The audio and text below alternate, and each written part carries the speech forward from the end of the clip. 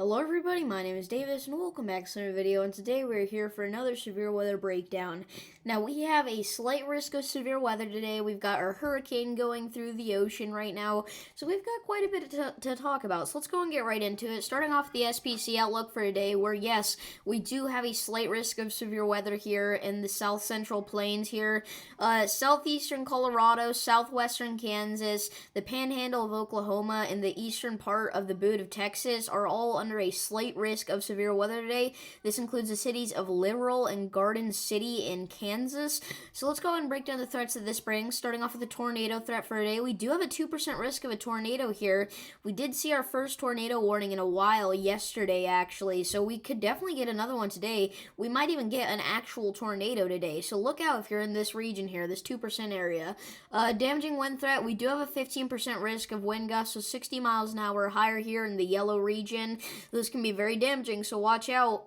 Hail threat, and it just refreshed. Okay, hail threat, we actually have another hatch risk of hail today, which is like really bad because we just had one yesterday, and we had like baseball size hail falling in this same area yesterday. So if that happens again, that would be really bad. Some of these towns, I mean, it's gonna look like a straight up tornado came through here just because of how much large, gigantic hail is falling in these regions. So if you're in the yellow with the circle, you have a 15% risk to see hail of 2 inches or larger.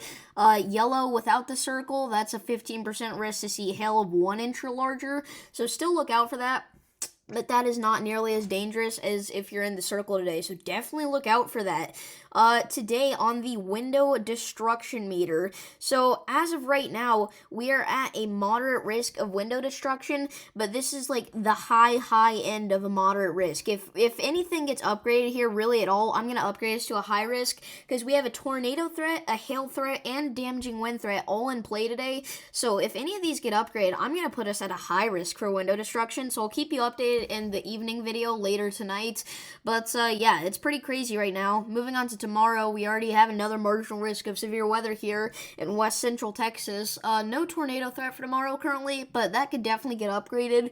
Damaging wind threat is what's driving our marginal risk. We have a 5% risk of wind gusts of 60 miles an hour here in Midland, Texas, as well as San Angelo, Texas, and the Big Spring in Texas. So hail threat tomorrow, we also have a 5% risk of hail of 1 inch or larger. It is slightly smaller, but not by much. It still includes the city of Midland, Texas, so look out in that region. Going all the way out into Tuesday, we do not have a marginal risk currently, but we do have just a massive general thunderstorm risk. So anywhere in this area here on Tuesday, you have a chance to get upgraded to a marginal risk at some points. And most of the reason that we have a thunderstorm risk here on the East Coast is because Hurricane Lee might scrape the surface of some of the very edges of the East Coast here. So definitely look out. You could see some high winds in these thunderstorms. Moving on to the Atlantic, 7-day outlook, we do have a disturbance that has a 30% chance to form the next 7 days, but it's not looking like it's really going to do much. Even if it does form, I mean, we don't really know what it's going to do, so there's no reason to worry about it just yet. But as of right now, I mean, it's pointing in this direction up here towards the northeast, which is also where Hurricane Lee is expected to go, but we'll break that down in a minute. We have this disturbance that has a 30% chance to form the next 7 days and a 30% chance to form the next 48 hours, but this is just going to be a fish storm. This is not going to go anywhere, and it's probably not even going to form anyway.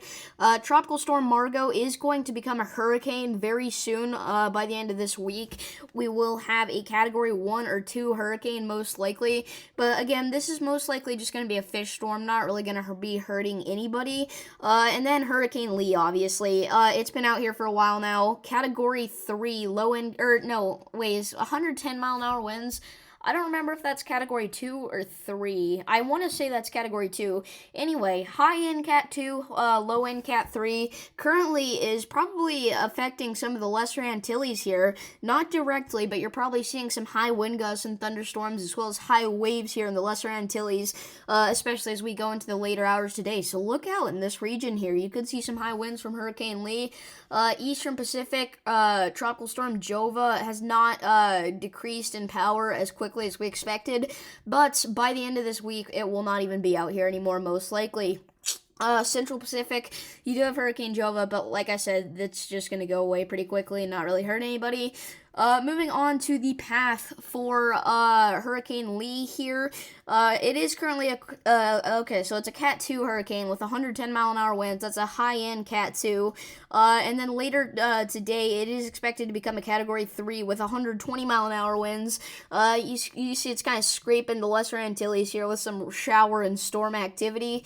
And it's going to go out to the west and actually re-strengthen quite a bit, up to a Category 4 even. A Category 4 hurricane, low-wind Cat 4 with 130-mile-an-hour winds. And then it's going to start to go to the north and then eventually decrease pretty quickly, go down to a Cat 1. And this could directly impact the Bermuda. You are in the cone of uncertainty. So Bermuda, get ready. At some point this week, you might get impact from Hurricane Lee as a Cat 1 hurricane. This could have upwards of 90-mile-an-hour winds. So definitely look out in this region, okay? But also, the bigger picture in this is that this is expected to go up north here and actually make landfall somewhere near the Maine-Canada border here. So anywhere in this region that I'm kind of circling around with my mouse, it's kind of hard to see, especially since there's a lot of rain in this region right now. But if you're anywhere that I'm circling in with my mouse right now, kind of, you have a chance to see the direct landfall of Hurricane Lee. By this point, it'll be a low-end Cat 1 hurricane, or even just a tropical storm, most likely. But that's still going to be very problematic. You guys remember Hurricane Hillary? It was only a tropical storm by the time it reached California, but it still caused significant flash flooding and even a couple tornado warnings. So look out, Northeast. In a few days, you might be seeing some stuff. Actually, most likely in about a week, maybe even longer than a week away, but yeah. Excessive rainfall outlook. We have 2 slight risks of excessive rainfall today. One is up here in the Northeast and the Mid-Atlantic. As you saw, there's a lot of rain currently falling in these regions. And then one is over here in the Central Plains, where we're just going to see some generally strong thunderstorms here. Moving on to tomorrow, we have 3 marginal risks of flash flooding. One is up here in New England, one is here in the upper eastern Midwest, and one is down here in the southern plains, so look out for that. Going all the way into Tuesday, we already have a slight risk here in northwestern New Mexico. I mean, we could see a moderate risk on Tuesday, if I'm being honest.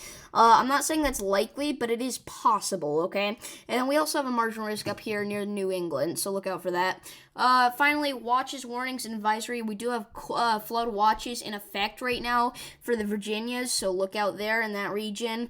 Excessive heat warnings in effect for the desert Southwest, including Phoenix, so look out. We do have some kind of, I don't know what to call these, but they are heat kind of advisories, but it's not actually a heat advisory, it's just a special weather statement because it's so hot. So look out for excessive heat down here in southern Texas. And then we do have a couple of air quality alerts in Colorado, but that's not much to talk about there. And overall, pretty calm in the U.S. right now, but tonight it's expected to ramp up just like it did last night, where last night we saw baseballs falling, literally baseball-sized hail falling in northwestern Texas, southeastern Wyoming, and anywhere in between. So look out for that today in that same area. But other than that, that's pretty much it for this video. So if you guys did enjoy, make sure to like and subscribe, and I'll see you in the next one. Peace.